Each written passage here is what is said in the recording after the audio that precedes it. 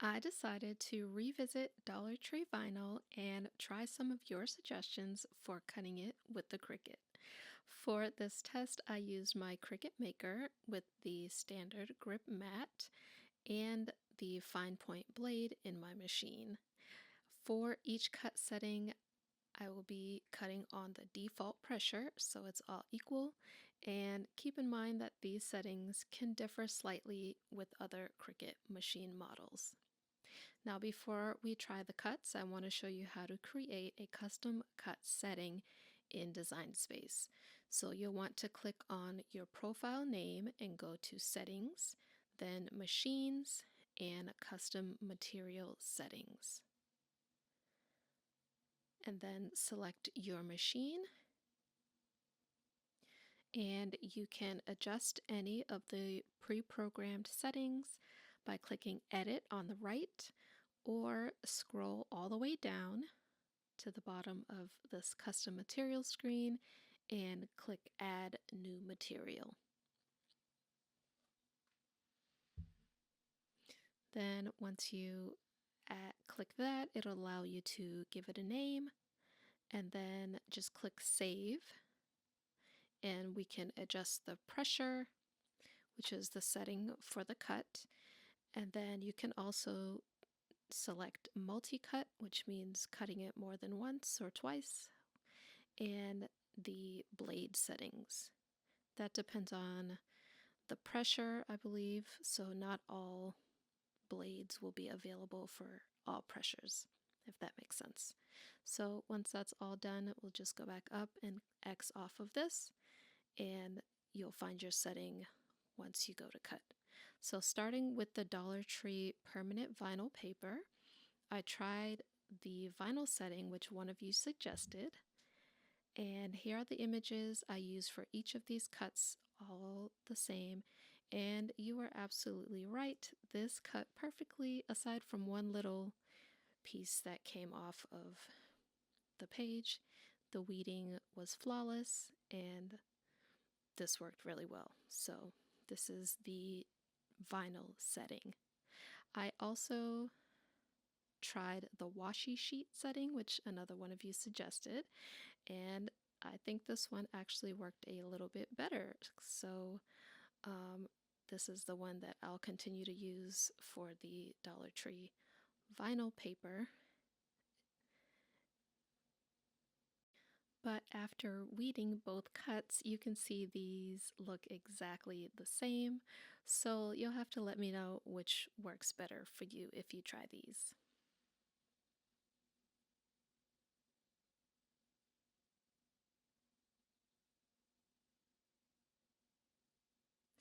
Okay, now let's try the permanent glitter paper, which is supposed to be a glitter vinyl. And I'll be honest with you, I don't really like this one, and I don't think I'll ever use it in a project. But I did try several cut settings, starting with the glitter vinyl setting, which looked okay on the mat and had an intact backing, which was another thing I was looking at. But this was very challenging to weed. There were several areas that were not fully cut through, and the smaller pieces of the detailed design were lifting out of place, which is not what you want when you're weeding a vinyl. You want the design that's on the backing to stay there until you're ready to remove it with the transfer tape.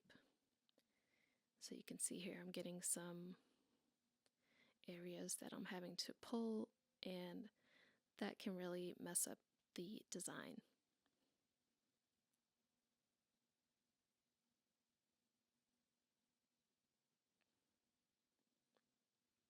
And here you'll see there's little areas that are bubbling and a couple pieces that just didn't come up. So I thought maybe the same setting would work if I selected more pressure, and this was just as equally difficult to weed. So I would not suggest trying the glitter vinyl setting for this paper.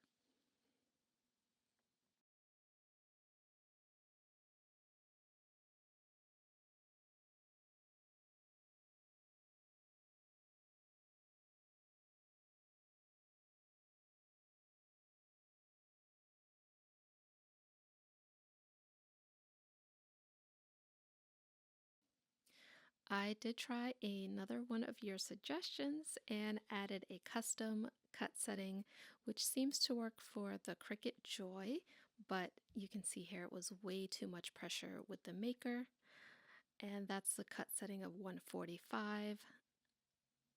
You can see now it did cut all the way through the backing, which if you were making stickers or something like that, that'd be fine, but this isn't what we want with a vinyl decal.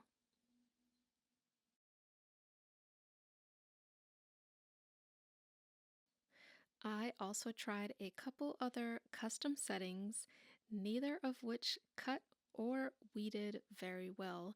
So again, let me know if you have tried any setting that cuts the Dollar Tree glitter vinyl well.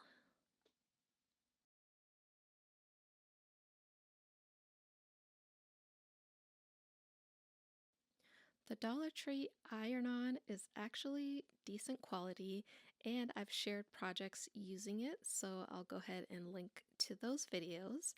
But for this test, I did try the everyday iron-on setting, and to my surprise, this did not even cut all the way through the material.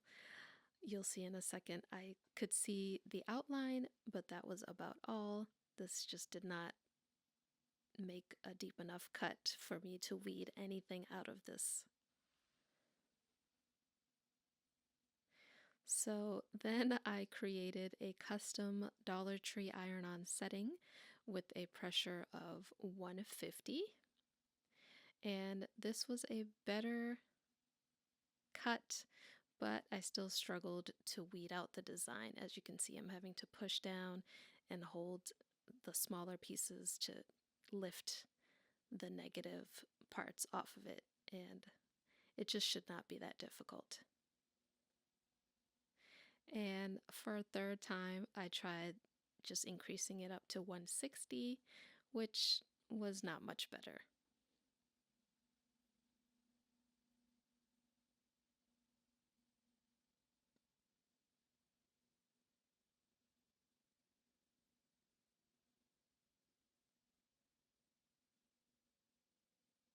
So I did a few more tries off camera, and the custom pressure setting I landed on was 208, which weeded flawlessly.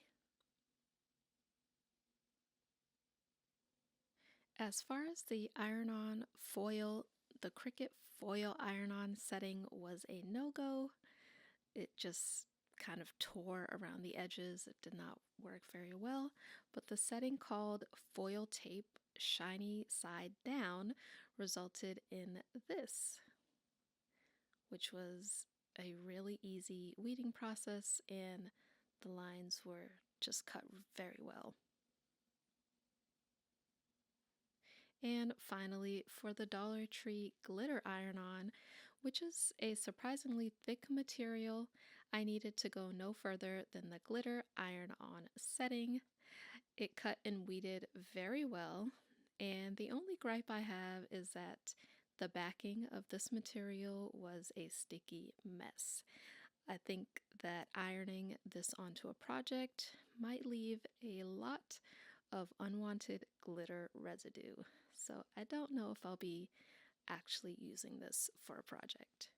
Now here is a chart to screenshot so you can reference these settings, and let me know if you have any luck with any other settings you try.